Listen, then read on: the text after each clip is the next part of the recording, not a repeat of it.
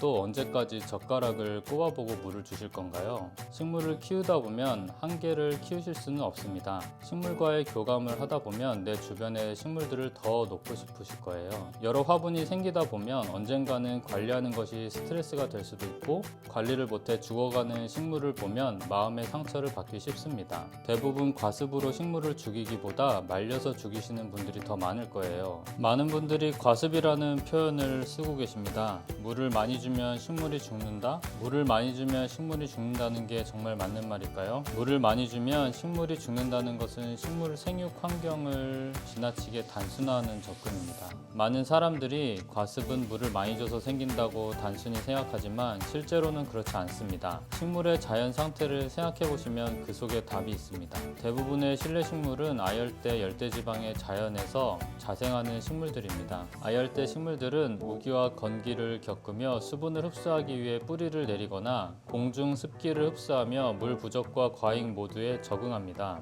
식물이 죽어가는 문제는 물, 빛, 온도, 토양 등 한 가지 문제라고 하기보단 제가 말씀드리고 싶은 것은 여러 가지 복합적인 문제인 것입니다. 제가 추천드리는 저명가수 재배가 식물을 제일 잘 키울 수 있는 방법이라고 말씀드리진 않습니다. 커뮤니티 글에도 적었는데요. 오히려 이 재배법은 식물을 천천히 키우는 방법입니다. 식물이 빨리 자라는 게 부담스럽거나 분갈이가 부담스러우신 분들은 이 방법으로 재배하시면 어느 정도 생육을 조절할 수 있습니다. 식물 키우면서 여행도 다니시고 내 생활에 식물이 함께하는 즐거운 식물 생활을 알려드리겠습니다. 요 며칠 너무 추웠습니다.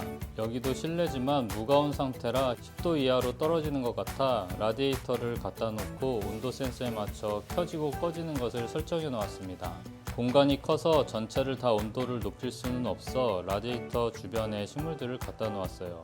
여러분들의 식물들도 너무 춥지 않게 잘 관리하셔서 올, 겨울 무사히 잘 넘기시길 바랍니다. 저는 본래 전공이 실내식물, 실내조경, 실내원예입니다. 석사 논문은 정원식물 소재로 석사를 했습니다. 지금은 정원식물 농장을 약 2만 평가량 운영하고 있고 생산자협회 활동도 하고 있습니다.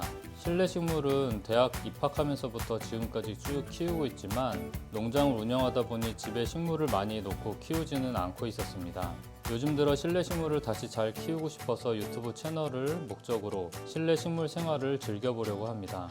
대학 다닐 때 온실 관리를 하면서 4년 내내 식물들을 심고 물 주고 약 주고 관리를 했습니다. 보통 농장에서 물 주는 것부터 배워야 한다고 하잖아요. 온실 관리를 하다 보니 그 당시엔 웬만한 식물들을 다 키워본 것 같아요. 하지만 요즘은 다양한 품종들이 더 많이 들어와서 식물을 즐기기엔 더 좋은 환경이 된 것 같습니다. 많은 품종이 유통되더라도 종에 따라 습성이 비슷하기에 키우는 것은 어렵지 않은 것 같습니다. 정원식물 농장을 15년 정도 운영하고 있는데 농장에서는 과습이란 단어를 쓰지 않습니다. 혹시나 실내식물 농장에서 과습이라는 용어를 쓰는지 궁금해서 선배가 실내식물 농장을 운영 중이어서 물어봤어요. 실내식물 농장에서도 과습이라는 단어를 쓰나요? 라고 물어봤더니 쓰긴 쓰지만 식물의 피해를 과습이란 용어로 쓰기보단 농장 비닐하우스의 습도가 높다는 의미로 과습이라고 하고 환기를 시키는 정도의 의미라고 하더라고요.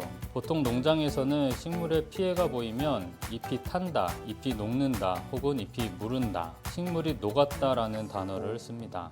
다양한 피해 현상들이 있지만 보통은 이런 표현들을 많이 씁니다. 이런 현상이 보이면 물을 많이 줘서 그렇다고 생각하지 않아요. 차강을 한다든가 환기를 시킨다든가 물 관리를 하고 혹시 토양에 문제가 있는지 확인을 합니다. 제가 말씀드리고 싶은 것은 여러 가지의 복합적인 문제라는 것입니다. 그런데 유튜브를 보다 보면 많은 분들이 과습에 대해 말씀하시면서 물을 많이 줘서 그렇다는 영상을 볼 때마다 답답할 때가 많았습니다.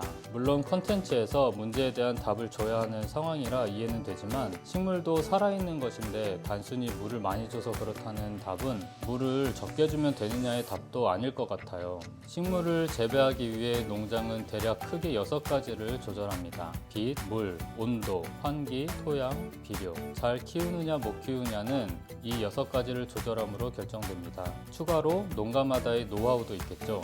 농장의 목적은 최단 시간 안에 상품을 만들어내는 것이 목적입니다. 식물의 묘에서부터 상품까지의 시간을 줄이는 것이 농장 회전수를 높여 매출을 높일 수 있기 때문입니다. 농장과 시장에서 말하는 상품의 기준은 지상부가 싱싱하고 병충해가 없으며 뿌리 돌림이 좋은 것을 말합니다. 여러분도 식물을 구매하실 때 좋은 식물을 구매하고 싶으시다면 이 조건을 보시면 되세요. 농장에서 제일 변수가 많은 것이 흙입니다. 왜냐하면 다른 조건들은 통제하기 쉽지만 흙을 잘못 쓰면 농사를 망치는 경우가 많거든요. 여러분들이 시장에서 사오시는 식물들이 들어있는 흙이 그 식물의 가장 좋은 조건의 흙이라고 생각하시면 됩니다. 이것은 다시 한번 말씀드리겠습니다. 식물을 잘 키우기 위해선 우선 실내 식물에 대한 이해가 필요합니다. 자연 생육 환경은 아열대, 열대지방의 환경을 생각해 보시면 됩니다. 자연에서 우기와 건기의 반복적인 주기에 적응한 생리적 특성을 갖고 있습니다. 심근이 발달하여 물을 찾아가기도 하고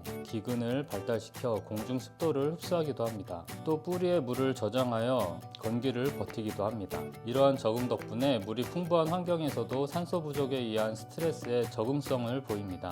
과습은 단순히 과도한 급수로 발생하지 않습니다. 여러 가지 환경의 조성으로 인해 나타나는 복합적인 결과라고 생각합니다. 저는 물구멍이 없는 화분에 화분을 담궈서 키워보라고 추천드리고 있습니다. 제가 볼 때 대부분의 과습 피해라고 말하는 식물들의 상태는 토양의 문제가 아닐까 생각합니다. 위에 말씀드렸지만 농장에서 나오는 식물은 그 식물에 적합한 토양을 갖고 있습니다. 그 식물을 분갈이 하시면서 조합된 토양의 문제로 식물의 피해가 아닐까 생각됩니다. 물론 빛과 온도, 환기 등 다양한 문제도 있지만 물과의 반응으로 인한 환경은 토양으로 볼 수 있을 것 같습니다. 토양에 유기물이 혼합되어 부패로 인한 부패열 또는 부패가스, 메탄, 황화수소 등으로 인한 뿌리의 손상이나 뿌리가 질식할 만한 작은 입자를 갖는 토양의 유입으로 뿌리의 피해가 가장 의심되는 현상이라고 생각됩니다. 실내 식물들은 내습성을 가진 종류가 많습니다. 단순히 물을 많이 주어서의 문제가 아니라는 것을 다시 한번 생각해 보시면 좋을 것 같습니다. 결론을 내리자면 과습이라고 표현하기보다는 식물의 상태를 확인하고 여러 가지 변수 중에 문제의 변수를 찾을 수 있어야 된다고 생각합니다. 이런 복합적인 문제를 단순히 물을 많이 주어서는 안 된다고 하면 안 되겠죠.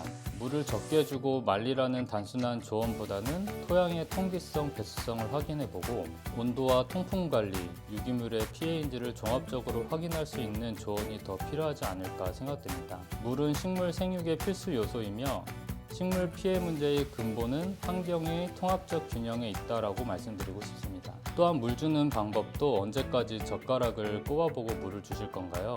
식물을 키우다 보면 한 개를 키우실 수는 없습니다. 식물과의 교감을 하다 보면 내 주변의 식물들을 더 놓고 싶으실 거예요. 여러 화분이 생기다 보면 언젠가는 관리하는 것이 스트레스가 될 수도 있고 관리를 못해 죽어가는 식물을 보면 마음의 상처를 받기 쉽습니다. 대부분 과습으로 식물을 죽이기보다 말려서 죽이시는 분들이 더 많을 거예요. 오늘 커피 테이크아웃을 하러 카페에 갔는데 수컷 화분으로 들어왔던 화분들이 다 말라 죽어 있더라고요. 식물 키우기에 매여 살기보다 식물과 함께 공존이라고 해야 하나요?